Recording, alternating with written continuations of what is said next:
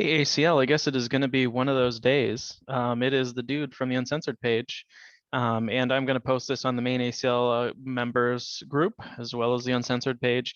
So we saw on yesterday's minutes for the board meeting that for whatever reason, Mr. Nordley, let me just go ahead and pull this up because it boggles my mind.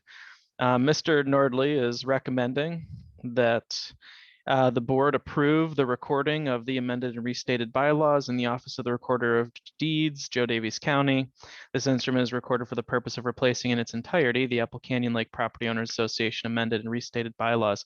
Now, I made a comment yesterday on the uncensored page and I said, well, this is concerning because this is not at all what was discussed with the ACL Legal Commission in our most recent meeting. And fortunately, we've been recording those meetings. So I'm going to go ahead and play that really quick for you all so that you can hear exactly what Sean Nordley told the Legal Commission and what he identified as next steps, which is why him recommending that this document be immediately recorded is concerning. Well, no, I mean, yeah. So this sorry, is Sean. I'm Sean. kind of confused. That what is it that we're worried about here? I mean, it sounds like the bylaws vote didn't pass, and we're going to have to deal with the bylaws having to get passed, and like looking at that whole documentation again as well. That's my concern. I mean, it sounds like the process wasn't. I mean, it sounds like whatever process was used wasn't in line with what ACL required. We already know that the ACL bylaws that were voted in earlier in this year have not been recorded up until this point, have they? No, they have not. No. So I mean, like, we're really not even operating under those bylaws as it currently is, correct? We are. They haven't been recorded. Correct. Yeah. Operating under the old ones. Yeah. So that's my concern is like, we had this vote, we have this document, we can't do anything with this document. Do we just end this and start the bylaws over just like we're doing with the declaration? Well, here, the board met with Key and Costello today and talked about the bylaws. And I mean, Key and Costello's position is that they think the bylaws should be recorded.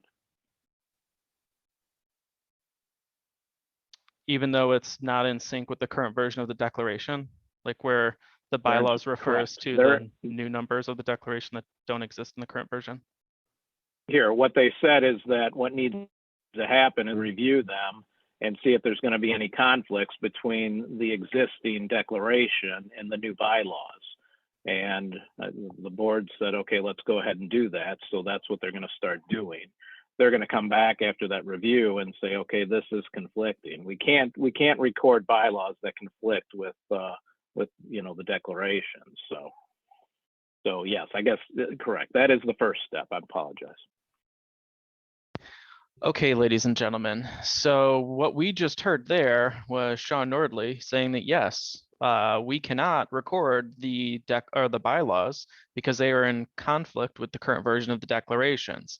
He also admitted that during that secret meeting, the one that I'm contending should have been noticed, when the board decided to take action and direct Key and Costello to conduct this analysis that Sean Nordley just referred to, was outside of the scope of conducting a closed session meeting.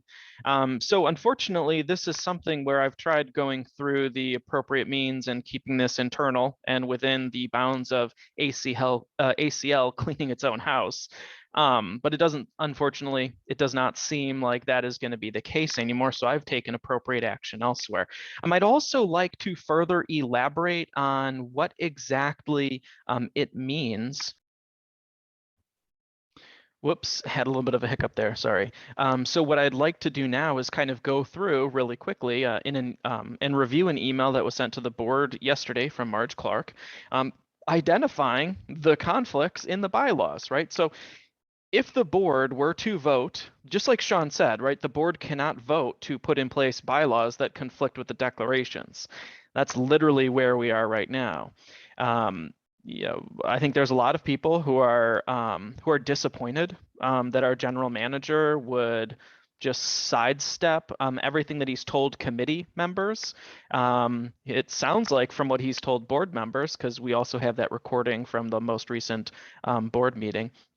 But we see that there's a lot of discrepancies, right? We see discrepancies in the preamble as far as the order of control of our governing documents. Article 2 membership, there have been language changes that have been made deleting references to spouses. So did you know that under the new bylaws, your spouse is no longer a member? That's kind of concerning, right? Article 4, association purpose and powers. Very general references are made to the restated declaration with no specific location. However, in the amended declaration, it specifically addresses additions to the properties. Article 4, association purposes and powers. Section 3, again, general references to the restated declaration. Article 5, board of directors. References made in Article 13, Section 3 for notice of a meeting. However, Article 13 in this document does not have a Section 3. Well, that's weird. Article 6, voting procedures, election of directors. References made to Article 14 for written ballots. However, Article 14 is titled Parliamentary Authority. Yet it appears the entire section of written ballots has been omitted. Article 6, voting procedures, election of directors, Section 2. References made to Article 12, Section 10 of the bylaws. Article 12 only has 6 sections, so there's like missing sections that are being referenced if this new bylaw gets pushed through. Article 7, powers and duties of the board of directors, Section 1E, sentence 3.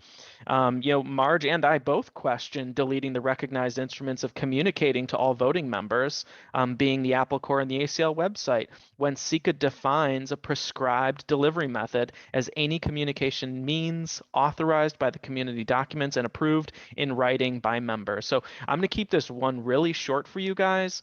But unfortunately, it's very clear that Sean Nordley is either refusing to do his job or does not have the mental faculties to actually do his job. How could he sit in a meeting and tell the legal committee 12 days ago that he recognizes that in order for the bylaws to be passed, there must be some sort of review and consideration and an alignment process to bring those updated bylaws to muster with the 2017 declaration?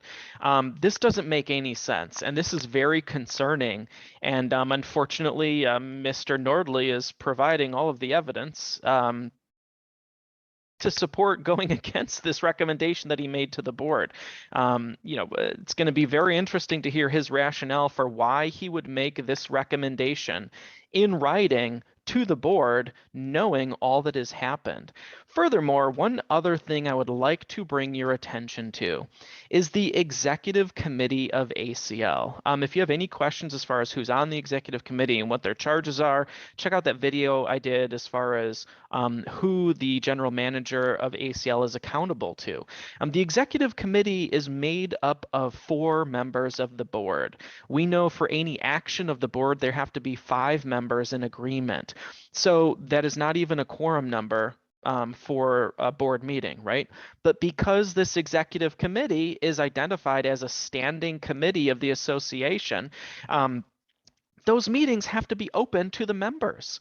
Members are permitted to attend those meetings and to hear. So this whole process for why Sean is being recommended to get a salary increase, it's very concerning that these are the types of things that are being done behind closed doors at ACL that directly impact our pocketbook.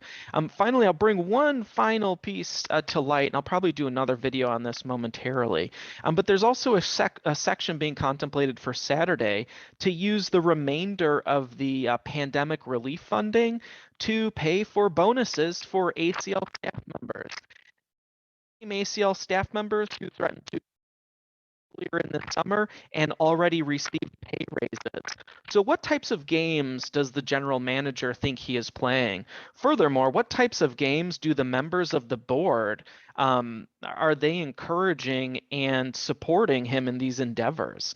It's a very fine line as far as when criminal conduct occurs, and acting outside of authority, especially in a body such as a board of directors, leaves you open to being not covered by those liability or indemnity clauses that most of our great volunteers so rightly can take advantage of.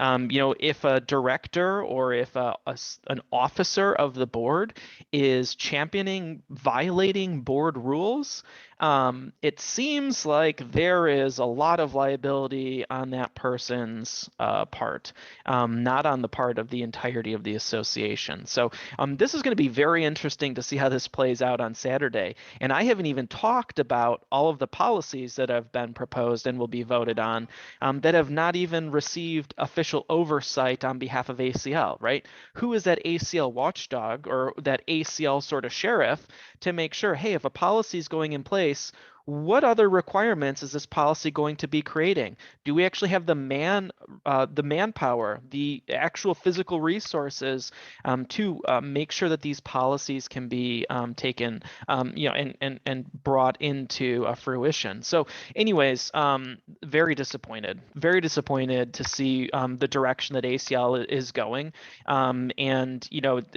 apparently it's the board that needs to turn this around, or it's going to be Illinois law enforcement. So we'll see who acts first, and we'll see who wants to right this ship. But have a great day. Stay frosty, my friends.